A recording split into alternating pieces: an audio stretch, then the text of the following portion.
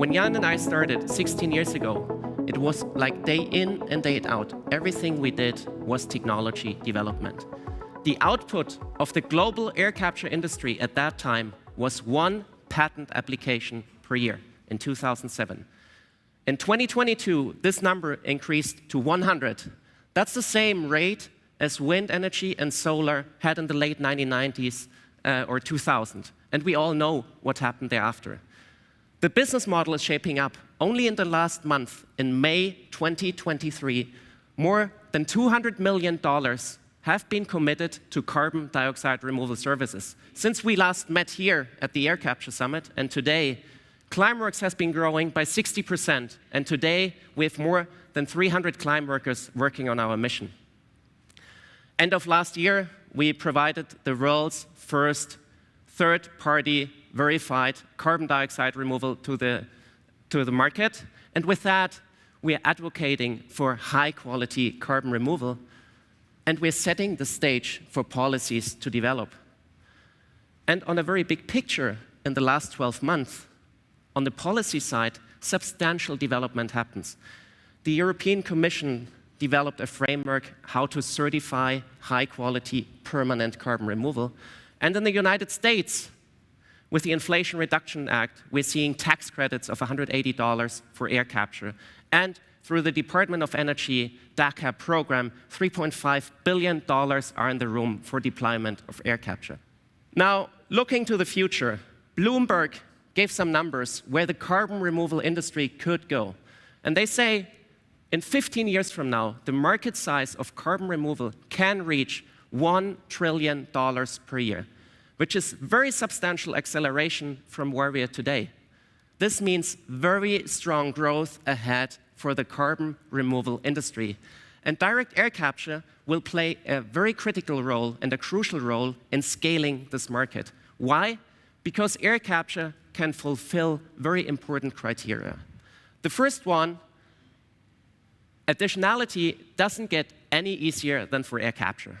Like, if we don't build plants and we don't run it, it's not happening. Same on the measurement, reporting, and verification side, MRV. Other approaches have a hard time to have the same MRV as air capture has. We can measure exactly how much CO2 we capture, how much we store in the ground, what the environmental impact is that we have that we need to subtract from the other two. And lastly, we don't need arable land. And the importance of this point can't be stressed enough. Thanks to Christoph for giving us a time warp of the developments in CDR, carbon dioxide removal, over the past 16 years, and in particular, the incredible momentum that we've picked up over the past 2 years. Thanks.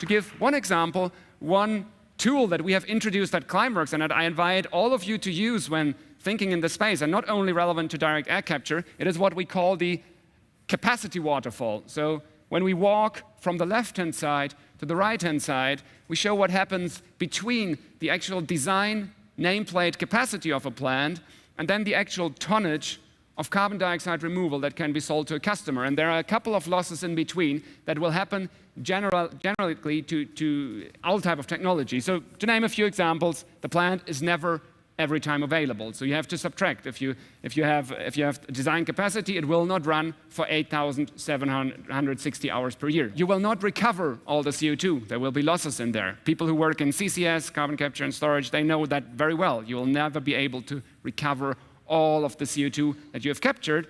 And then maybe most importantly, here on the right-hand side, we have to think about net carbon removed. So we have to subtract gray emissions. So whatever the plant emits during this construction phase, during the operation, during the energy, we have to subtract that. Sounds trivial to many of you, but isn't if you look at the numbers that are out there in the field. And if you look at that as a whole, just as an example, if the nameplate capacity of the Orca plant, that's the left-hand side bar, is 4,000 tons of CO2 captured from the air every year, then it's a real lot of hard work required to be able to sell 3,000 tons of net CDR to a customer at the end of the year. So building stuff like that is hard. And so we should at least get our numbers right. And with that, I'll finish for once, not with real pictures, but with images made by the computers. We're not talking about 10 NICS plants being built next year, but what you can expect by the end of this decade from our side is a handful of direct air capture hubs at the scale of 1 million tons per year. And you see a few pictures how this could look like. This is what is in our funnel today, and we are working on, and you'll learn more about that in the next summits to come. I'm pretty confident about that. To get to net zero, we're going to need carbon dioxide removal to operate at a gigaton scale. That's 1 billion tons a year or more. So why do we need to do it now? These technologies take a long time to develop and scale up. And if we don't start now, they're not going to be available to us at mid-century. For direct air capture, a lot of these challenges come out of the fact that CO2 in the air around us is very, very dilute, 0.04%. That means you have to process a lot of air to get the CO2 out of it. This means you're going to have large equipment sizes with large capital cost. It also means you're going to have significant energy requirements. One thing we hope we're going to get help on here is the availability of low-cost, low-carbon energy. As our grids decarbonize, if we can decarbonize them and keep the price low, that is going to be very helpful. People always ask, what's the cost of direct air capture in the future? There's a lot that's written. Numbers in the literature, you see a lot saying we're going to get $100 per ton of CO2. I just don't believe that's a realistic or credible goal. And why is that important? Well, I think lowballing costs can result in a loss of credibility. And you really don't want to lose credibility, because if you lose your credibility, you're going to lose your access to the time and the money you need to scale up these processes. The good news is, though, that $100 per ton is not a magic number. What number does the direct air capture need to get to? Well, the answer is, what's the value of these negative emissions going to be in the future? And you just have to have a cost lower than that negative value to compete.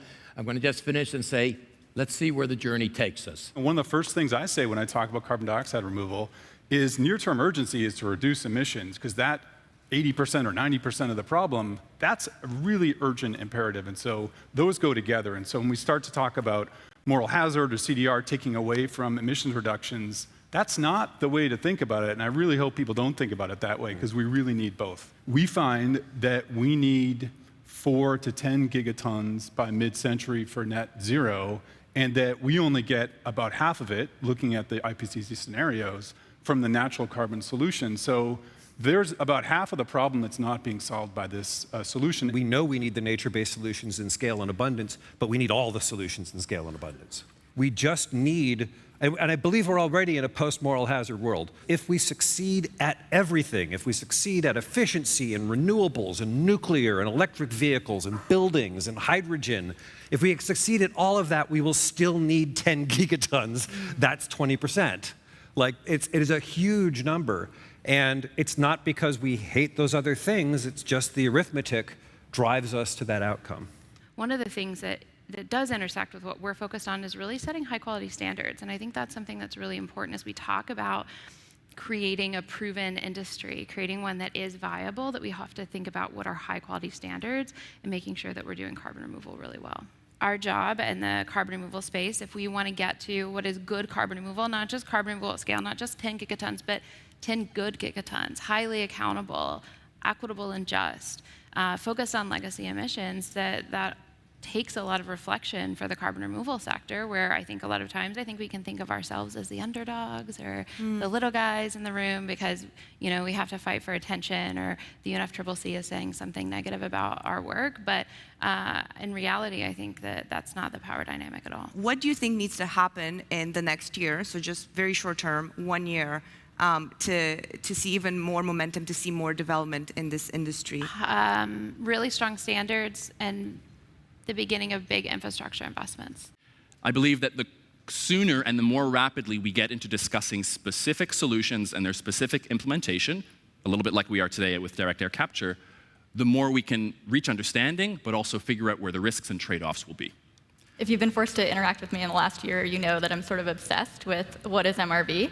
So I think on a really basic level, MRV is the robust quantitative accounting of a carbon removal project that enables accountability. It comes as no surprise whatsoever that in order to enable financing in any industry, the base level of what you need is transparent data that is auditable and that has third-party verification. Right? Without that, you are going to immediately hit a block on any significant form of financing, and that is obviously MRV. In the voluntary carbon market, we've got about a fifth are unratable credits because they have poor transparency, poor disclosure. And so we really think it is critical to get robust MRV, and then that is when ratings and insurance can really come into play and help scale this market. We have to drive emissions down, and if we do that well, with the right kind of investment, that will be the growth story of this century. But it's crystal clear that we will also need carbon dioxide removal, and within that, direct air capture will play a major role. We have to start preparing for that right now. It is so wonderful to be at this DAC Summit with all of you, to see the passion and energy to advance this critical technology, to keep within reasonable planetary boundaries, whether it's 1.5 degrees or as close to 1.5 degrees. We're going to have to pursue a range of removal technologies. We're going to have to pursue nature-based solutions like regenerative agriculture and reforestation. We're going to have to pursue engineered solutions like carbon capture and storage and like direct air capture. And of all of them, direct air capture offers some enormous benefits. It's scalable, it's verifiable, it's extremely high quality, and you can have a lot of flexibility on where you locate it. But I think that we have a responsibility, every one of us, in every firm that we're in, to be looking at how we accelerate on that journey and how we help others accelerate. If people don't the charts were very clear. If we don't get to gigatons worth of capacity in 2050, we have no shot to get the costs down to where we need them. So it's like a vicious cycle. If they take that if everybody takes that mindset, not my problem, come back to me when it's $100 a ton or whatever the number is, or 125 even. We'll never get the early investments that we need to do this. Because of some of the pressures from society, because of the way things are counted, I see a lot of emphasis on reductions, and I don't think enough companies are embracing where removals fit in that journey. And so part of what I try to do in almost every discussion, of course, is to encourage every kind of reductions that they can do as fast as they can do them, but then to get them to acknowledge that between the risks of permitting delays, the risks of access to materials, all of the challenges that they have to work through, that probably won't be at a pace they desire, and they should be looking at different kinds of removals as a part of that mix, and I'd say we're very early on in that journey. It's important as an industry to avoid overpromising on pricing or timelines. After all, if you promise to build Rome in a day, my procurement colleagues will expect you to deliver. In terms of mobilizing early capital, Microsoft's Climate Innovation Fund was created to do just that.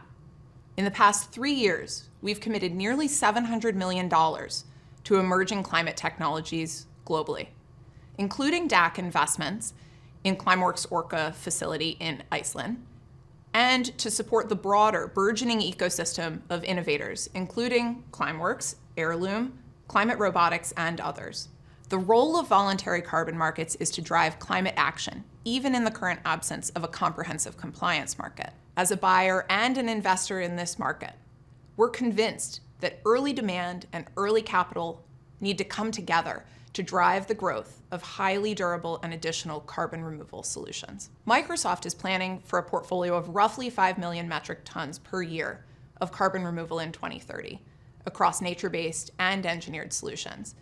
And we know that long-term contracts are needed to jumpstart the development of those projects. We estimate that most of the carbon removal capacity that will be online and available in 2030 will have been designed by 2025, and nearly all of it designed by the end of 2027. We're committed to meeting this moment, so we're active in project origination and collaborative design to make it happen. The private sector needs to go towards removals, but that shouldn't happen from today to tomorrow, also in order not to create this impression of there is a hype or something. So Markus showed you the data, it's not a hype. Most of the money still goes to the conventional way of doing compensation measures. What Swiss Re did, we said we're going to basically just announce today that we phase out the use of avoidance credits.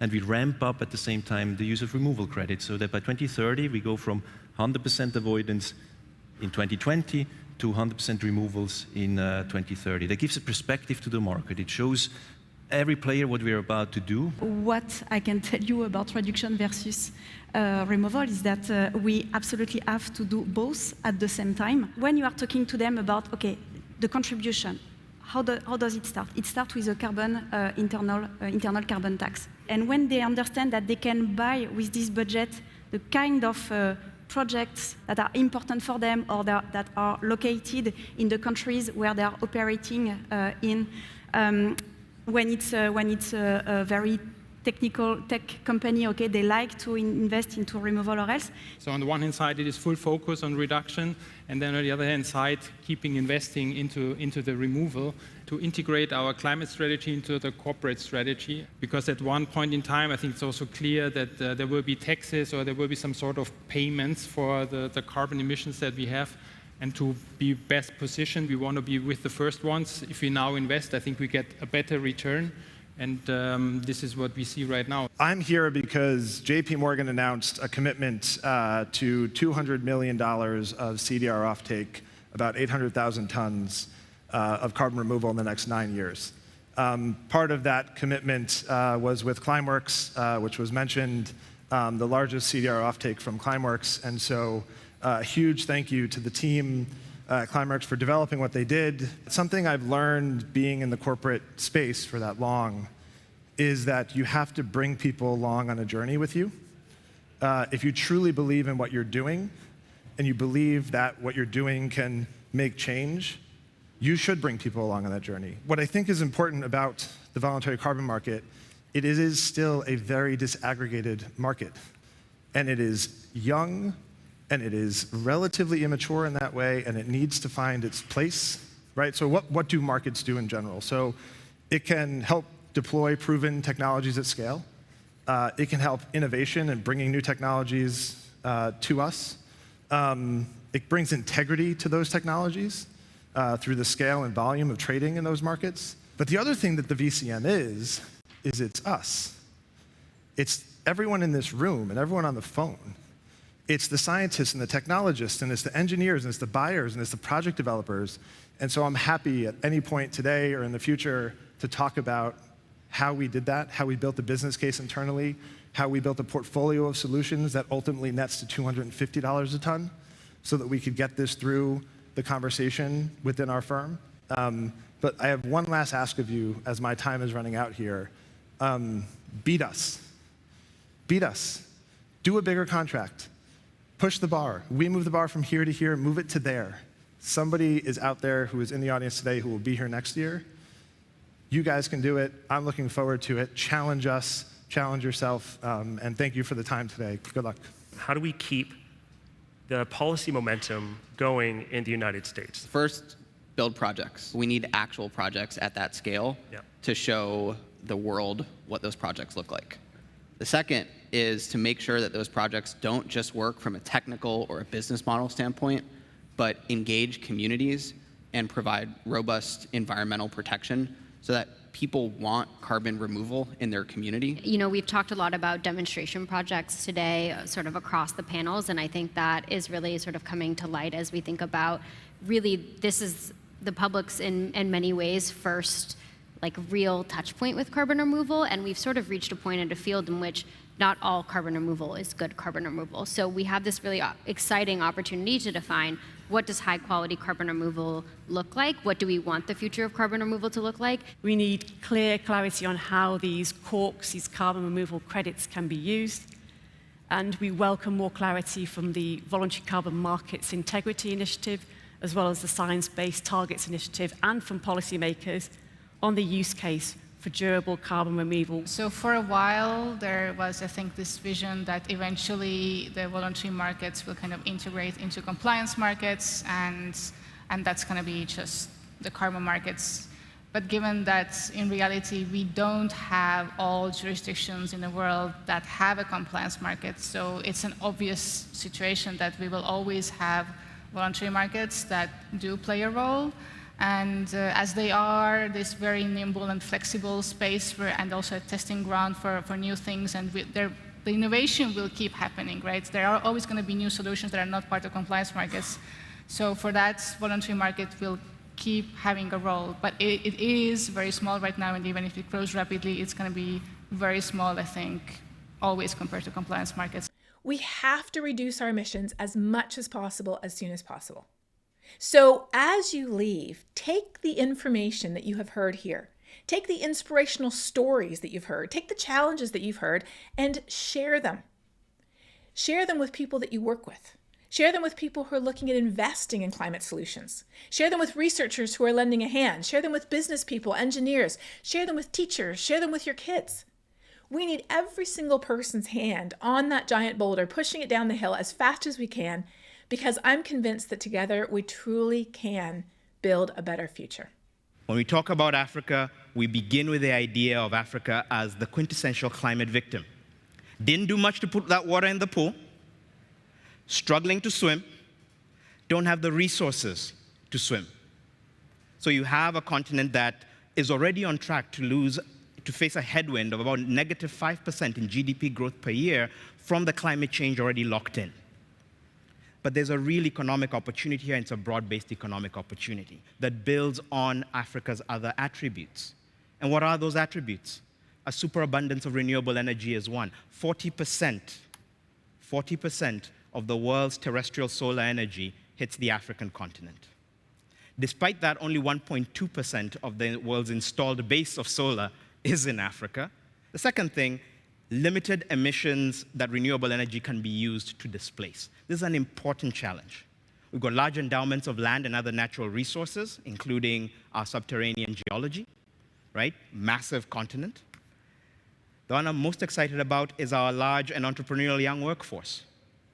Back in the first picture, Africa is a climate victim. Africa is the youngest continent. 2.5 billion people, a quarter of the world's population, will live in Africa by 2050. Try inspiring those people with a story about how they're the victim of the world's other actions and they are passive in the face of the disaster that's affecting them. That's not a way to motivate anyone. That's a course for disaster. So how do you motivate them? How do you give them a purpose? How do you activate them? And finally, all those people are going to need to live in places. They're going to need to build. Much of Africa's infrastructure has not been built yet. 40% of new urban dwellers in the world between now and 2050 are going to be in Africa. The fastest growing urban environments in the world are going to be in Africa. I think building community engagement, building environmental justice into the strategies and plans that you're creating should just be a part of any type of project that you do. Any type of project, even when you were in school, you made room for feedback. Your teachers would write little notes on your essays to let you know what they thought. Hopefully you would take that feedback from them and then you would incorporate that into the next paper and get a better grade on it. It's not something that I think most of us are unfamiliar with. But I think that for a very long time, large industries have been able to operate without having to consider the communities that they've operated in. So community engagement is not just getting a community to agree to the project that you're trying to do, and I think that's a really important piece to underline.